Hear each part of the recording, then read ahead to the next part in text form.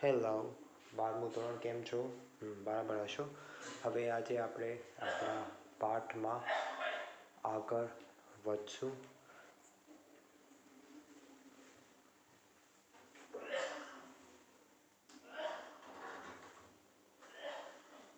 આપણે પાઠમાં આગળ વધશું અને જોઈએ આજે કેવા સમીકરણ બનશે.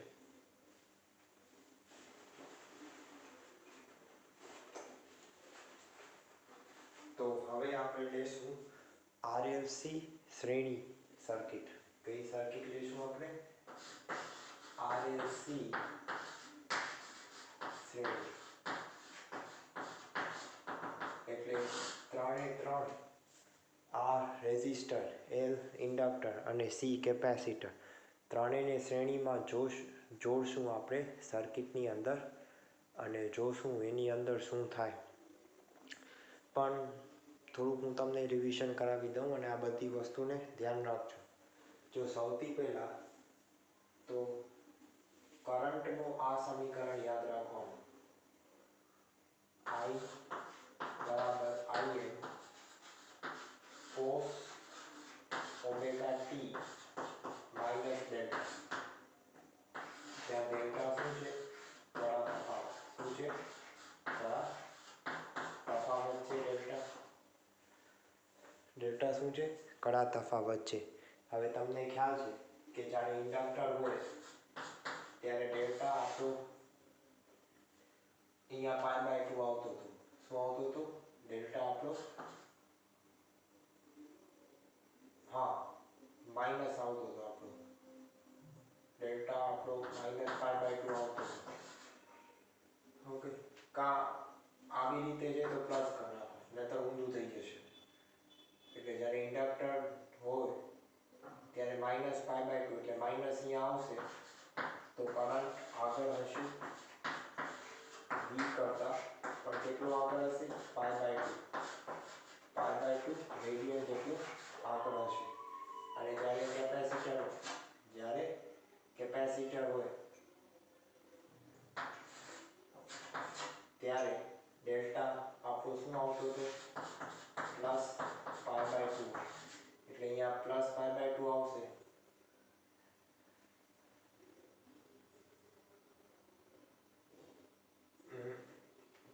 કારણ કે આપણને ખ્યાલ છે કે અહીંયા કરંટ આગળ નહીં આવે, સોરી, કરંટ પાછળ આવશે. અહીંયા માઇનસ આવી જશે, કરંટ પાછળ હશે. કરંટ પાછળ હશે વોલ્ટેજ કરતા π/2 જેટલું.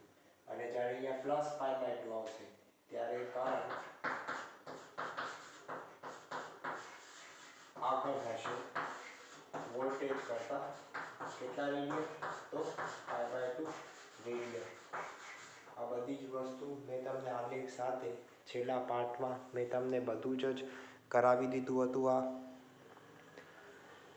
ઓકે. અને બીજી વસ્તુ યાદ રાખવાની છે, ઇન્ડક્ટિવ રિએક્ટન્સ XL હંમેશા કેટલું થાય? ω/L. અને ઇન્ડક્ટિવ રિએક્ટન્સ એટલો થાય. પછી કેપેસિટિવ રિએક્ટન્સ XC કેટલો થાય? 1/ωc થાય. બંનેનો એકમ કેટલો? ઓમ. અને ઓમ એકમ છે એના. અને જ્યારે રેઝિસ્ટર હોય ત્યારે ડેલ્ટા શૂન્ય હોય. બરાબર, ડેલ્ટા શૂન્ય હોય એટલે I અને V માટે કળા તફાવત ડેલ્ટા શું થઈ જશે? શૂન્ય. એટલે બંને સાથે હશે. કેવા હશે?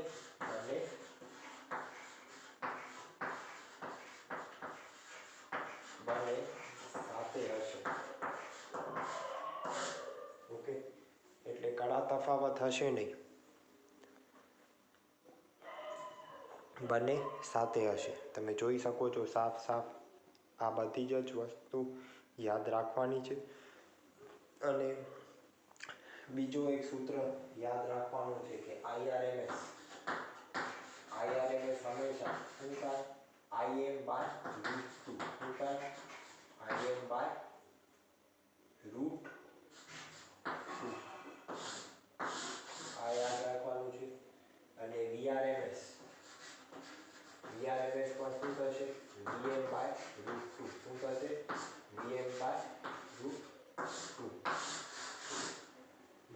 આરએમએસની વેલ્યુ કિંમતો આવી રીતે આપણે મેળવી શકીએ. એટલે જેટલી મહત્તમ હશે એને √2 સાથે તમે ડિવાઈડ કરી નાખજો તો આરએમએસ વેલ્યુ આવી જશે. તો આ બધી વસ્તુ જે મેં લખેલી છે એ જે આપણો પાઠ જે છે ઓલ્ટરનેટિંગ કરંટ એનું હૃદય છે. એનું શું છે? હૃદય છે. બરાબર. હવે આપણે શ્રેણીમાં જોડી નાખીએ. બરાબર. તો પ્લસ લઈને આપણે બધું જ વ્યવસ્થિત સમજી લીધું છે.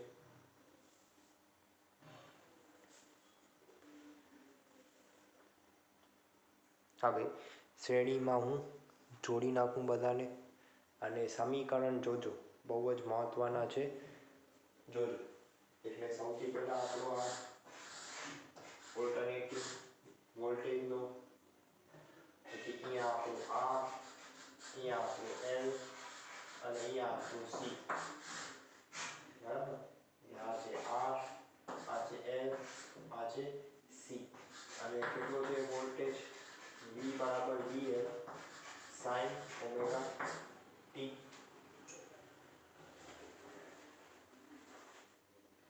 આપણે વોલ્ટેજ છે. કિર્ચોફના નિયમ પ્રમાણે લખી શકું. પેલે અહીંયા જે વોલ્ટેજ છે VR, અહીંયા છે વોલ્ટેજ VL અને અહીંયા છે વોલ્ટેજ VC. તો કિર્ચોફના નિયમ ઉપરથી હું લખી શકું V બરાબર VR plus VL plus VC. આને બોર્ડમાં રાખજો. કેટલું છે? Vm sin omega t. એટલે Vm sin omega t VR voltage કેટલો? ઓહમનો નિયમ I ઇન્ટુ R. અને ઇન્ડક્ટર માટે કે શું હશે? L into di by dt. અને જ્યારે કેપેસિટર હોય, કેપેસિટરનું સૂત્ર શું છે? C બરાબર Q બાય V. તો વોલ્ટેજ કેટલો હશે? Q by C. કેટલો હશે? Q by C. તો સમીકરણ બની જશે. વિકલન જેવું સમીકરણ બનશે. બરાબર ને? એટલે હવે આને હું ગોઠવી શકું. સૌથી પહેલાં તો મને એ પણ ખ્યાલ છે કે કરંટ I બરાબર dq બાય dt થાય. dq બાય dt આપણો કરંટ થાય. તો હું પહેલે L સાથે આખા સમીકરણને ભાગી નાખીશ. એટલે શું થશે? di by dt plus R by L into I plus Q by L C બરાબર શું થશે? Vm by L into sin omega t. હવે રાખી દો આનામાં. એટલે આ શું થશે? d2q by dt square plus R by L into dq by dt plus Q by LC. આ બરાબર શું થશે? Vm by L sin omega t. આપણું સમીકરણ બનશે. અને આના જેવો જ સમીકરણ આપણે 11માં ભણી લીધું છે. સેમ ટુ સેમ આના જેવો જ. કેના જેવું છે એ હમણાં લખીશ. તમે વિડીયો પોઝ કરીને બધું જ લખી નાખજો વ્યવસ્થિત. એટલે આ RLC સર્કિટનો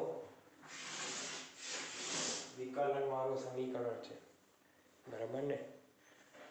હવે આ કેના જેવો છે એ પણ હું તમને કહી દઉં. એ તમે 11માં શીખી ચૂક્યા છો.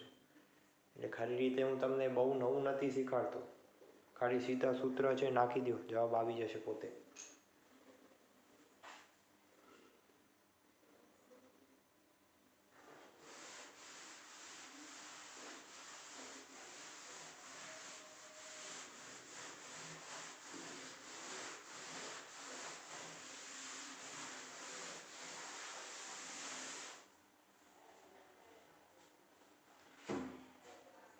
બરાબર છે. હજી જરાક વ્યવસ્થિત જરાક હું ભૂસાડી નાખું.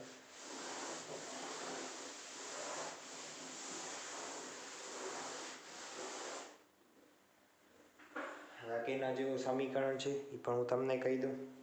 પહેલાં પાછું સમીકરણ લખી છે એકવાર, કારણ કે આવા સમીકરણ તો તમને ખ્યાલ હશે મને બહુ જ ગમતા હોય એટલે હું લખી શકીએ એકવાર. એટલે શું લખી આમાં d2q by dt square plus r by l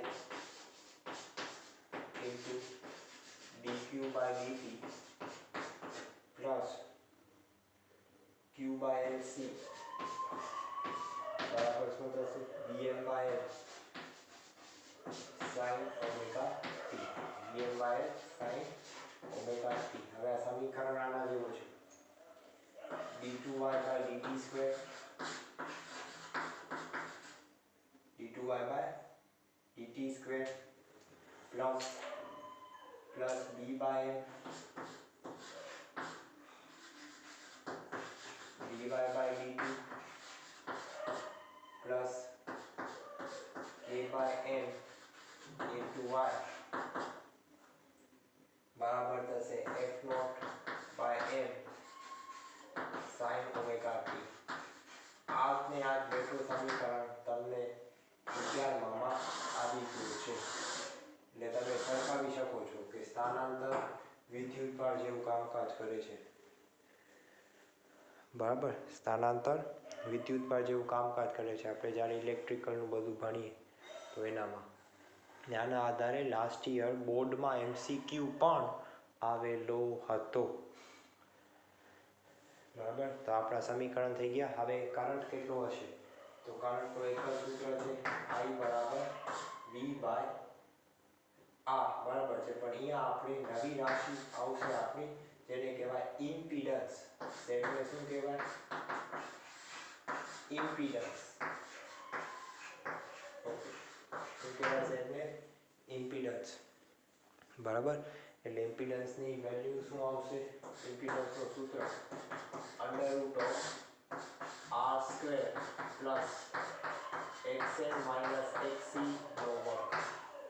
શું આવશે r નો વર્ગ વત્તા xl માઇનસ xc નો વર્ગ અથવા xc માઇનસ xl. તમે ગમે તે કરો જવાબ તમારો એક જ આવશે. બરાબર, કારણ કે તમે 2 માઇનસ 1 નો વર્ગ કરશો અને 1 માઇનસ 2 નો વર્ગ કરશો વર્ગ સરખો આવશે, કાંઈ ફરક પડશે નહીં. xl શું છે xl છે આપણો ઓમેગા l અને xc આપણો છે 1 બાય ઓમેગા c. એટલે આ ઇમ્પીડન્સનો એકમ શું આવશે ઓમ. બરાબર, તો આપણે આવી રીતે આ સર્કિટની અંદર કરંટ કેટલો હશે વિદ્યુત પ્રવાહ કેટલો હશે એ પણ આપણને આરામથી આપણે શોધી શકશું. બરાબર, અને બીજી એક આવી ગયું છે બધું જોઈ લો. અહીંયા તમે કરંટની મેક્સિમમ વેલ્યુ પણ લઈ શકો અને RMS વેલ્યુ પણ લઈ શકો. બંને સરખા છે. બરાબર ને, તમે આમ પણ લખી શકો IRMS બરાબર શું થશે VRMS છેદમાં ઇમ્પીડન્સનો Z. ઇમ્પીડન્સનો Z, કારણ કે આપણને ખબર છે IRMS શું થાય IRMS આપણો થશે IM છેદમાં √2 થશે. શું થશે IM છેદમાં √2 અને VRMS પણ આવી રીતે થશે. VRMS આપણો થશે VM બાય √2. બરાબર, હવે આનામાં નાખશો તો √2 ઉડી જશે. એટલે આ બે સમીકરણ ટૂંકમાં ઓહ્મનો નિયમ જે છે એ લગાવી નાખો. બરાબર ને, પણ અહીંયા R ની જગ્યાએ શું આવશે ઇમ્પીડન્સ પણ આવશે, કારણ કે રેઝિસ્ટરના બીજા બે ભાઈ જે છે ઇન્ડક્ટર અને કેપેસિટર એ પણ સર્કિટની અંદર જોડેલા છે. હવે કડા તફાવતની પણ હું તમને વાત કહી દઉં, સમજો ધ્યાનથી. જો તમે છે ને તે આમ આપણે બનાવેલા અહીંયા તમે રેઝિસ્ટરનો આર્મ લઈ આપણે ઇન્ડક્ટર માટે આ અક્ષ લીધો હતો અને કેપેસિટર માટે આ અક્ષ લીધો હતો. તો માની લો આ XL છે ઇન્ડક્ટિવ રિએક્ટન્સ અને આ XC છે કેપેસિટિવ રિએક્ટન્સ. બરાબર, હવે અહીંયા બે કિસ્સા પોસિબલ છે. ઓકે, ખરી રીતે તો 3, હું તમને ત્રણે ત્રણ કહી દઉં. જો પહેલો કિસ્સો કયો કે એક્સએલ એક્સી કરતાં મોટો, બીજો કિસ્સો એક્સએલ એક્સી કરતાં નાનો અને ત્રીજો એક્સએલ બરાબર છે એક્સી. આ ત્રણે ત્રણ કિસ્સા જે છે હું તમને સમજાવી દઉં. હવે ત્રણે ત્રણ કિસ્સામાં જે આપણી કડા તફાવતની વાર્તા ચાલી રાખી છે વિદ્યુત પ્રવાહ અને વોલ્ટેજ વચ્ચે, એ આપણે આ ત્રણ કિસ્સાઓથી ખબર પડે કે કોણ આગળ છે, કરંટ આગળ છે કે વોલ્ટેજ આગળ છે. તમે તો એ આપણને આનાથી ખબર પડશે. તો પહેલે આટલું તમે લખી લ્યો, પછી હું તમને કાળા તફાવતની જે વાર્તા છે હું તમને કહી દઉં અને આ ફેઝર આકૃતિ પણ તમને થોડી ઘણી સમજાવી દઉં. જે છે હું તમને સમજાવી દઈશ. તો આનાથી તમને ખબર પડી હશે કે કોણ આગળ હશે, કરંટ કે વોલ્ટેજ. ત્રણે ત્રણ કિસ્સા હું તમને ડિટેલમાં કરાવી દઈશ. આ પહેલો, આ બીજો અને આ ત્રીજો. જોઈ લો.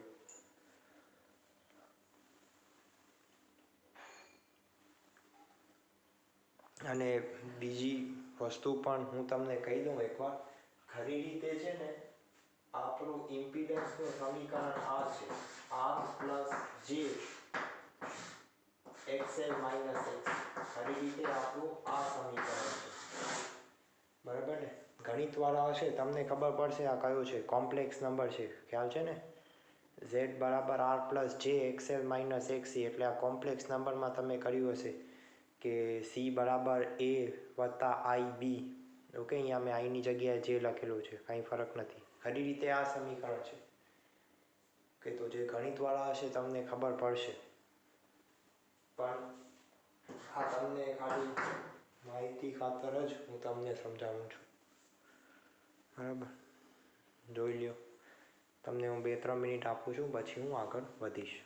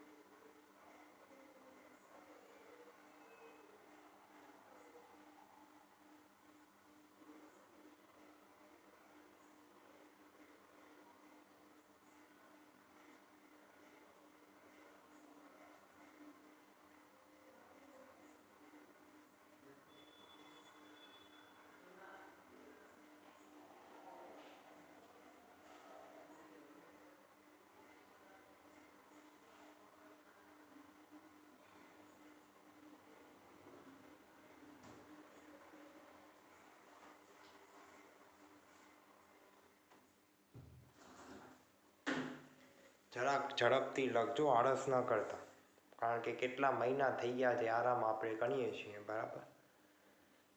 એટલે આ બધા વિડીયોઝ તમે ખાઈ પી ને જોતા, બરાબર. ભૂખ્યા પેટે આ બધા વિડીયોઝ જોતા નહીં, બરાબર. વ્યવસ્થિત ખાઈ લેજો પછી જોજો અને ધ્યાનથી સમજજો, કારણ કે આ બધા સમીકરણ બહુ જ ઇન્ટરેસ્ટિંગ છે.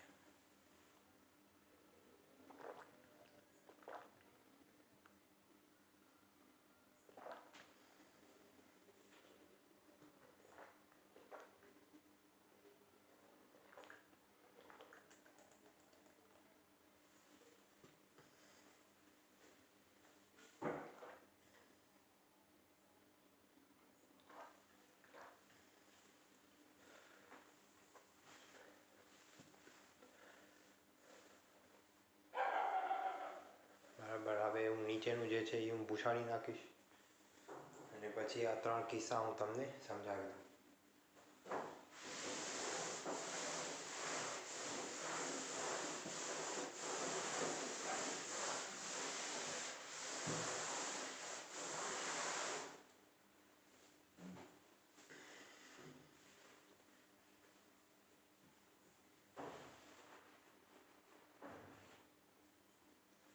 હવે પહેલો કિસ્સો, એક્સએલ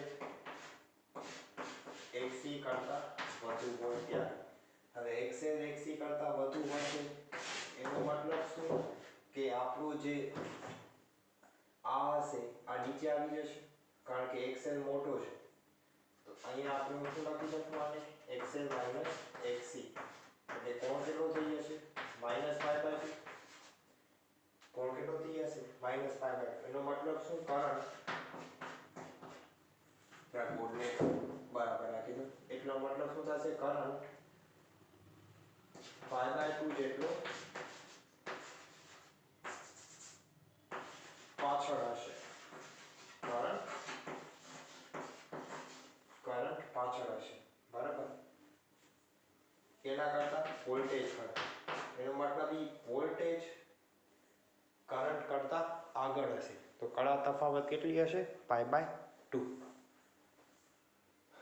બરાબર હવે આગળ હવે બીજો કિસ્સો જ્યારે xc xl કરતા વધુ હશે એટલે વળી આ ઉપર આવશે એટલે આ શું આવશે xc માઇનસ xl એટલે કળા તફાવત કેટલી થઈ જશે π/2 એનો મતલબ ઈ કરંટ આગળ હશે કેટલા રેડિયન π/2 રેડિયન આગળ હશે તેના કરતા આગળ હશે તો વોલ્ટેજ v કરતા આગળ હશે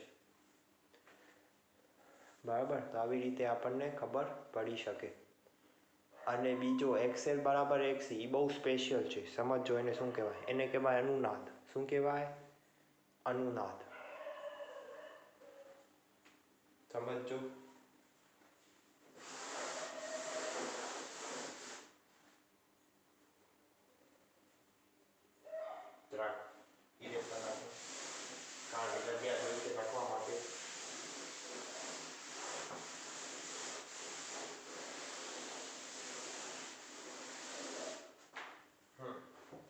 ત્રીજો કિસ્સો xl બરાબર xc જ્યારે xl બરાબર xc હોય તો આ સ્થિતિને કહેવાય અનુનાદ શું કહેવાય અનુનાદ ઇંગ્લિશમાં કહેવાય રેઝોનન્સ શું કહેવાય રેઝોનન્સ અનુનાદ બહુ જ ઇન્ટરેસ્ટિંગ છે સમજો જ્યારે xl બરાબર xc હશે ત્યારે કરંટ કેટલો હશે એ શોધીએ કારણ કે આપણે કરંટનું આ સૂત્ર યાદ રાખેલું છે એટલે શું થશે v બાય વર્ગમૂળમાં r² plus xl minus xc નો વર્ગ આ બે સરખા છે એટલે ઉડી જશે એટલે વિદ્યુત પ્રવાહ કેટલો આવશે v બાય r ઓહમનો નિયમ છે એ જ આવી હશે I બરાબર v બાય r પણ ક્યારે થશે આ જ્યારે xl બરાબર xc હશે ત્યારે xl બરાબર શું થાય ઓમેગા l xc બરાબર 1/ωc હવે એની આવૃત્તિ કેટલી હશે આપણે એ પણ શોધી શકીએ એટલે ઓમેગાનો બરાબર શું લખી શકીએ 1/√LC લખી શકીએ ઓમેગા શું છે કોણીય આવૃત્તિ ઓમેગા શું છે કોણીય આવૃત્તિ બરાબર અને f થશે આપણી આવૃત્તિ તમને ખ્યાલ હશે આવૃત્તિ એટલે ઓમેગાનું સમીકરણ શું છે ઓમેગા બરાબર શું થાય 2πf એટલે આવૃત્તિ કેટલી હોવી જોઈએ f બરાબર 1/2π અને વર્ગમૂળમાં LC તો આ f ને કહેવાય અનુનાદની આવૃત્તિ શું કહેવાય અનુનાદની આવૃત્તિ આ કિસ્સાને ખાસ યાદ રાખજો કારણ કે જો રેડિયોને આપણે ટ્યુન કરવો હોય તો આપણે આ કોન્સેપ્ટનો યુઝ કરીએ બરાબર ને અનુનાદ રેઝોનન્સ બધું જ તમે વ્યવસ્થિત લખી નાખજો અને બાકીનું જે પણ બાકી છે એ હું નેક્સ્ટ પાર્ટમાં હું તમને સમજાવીશ અને બધું જ હું તમને બોર્ડ ઉપર કરાવી દઈશ સો થેન્ક યુ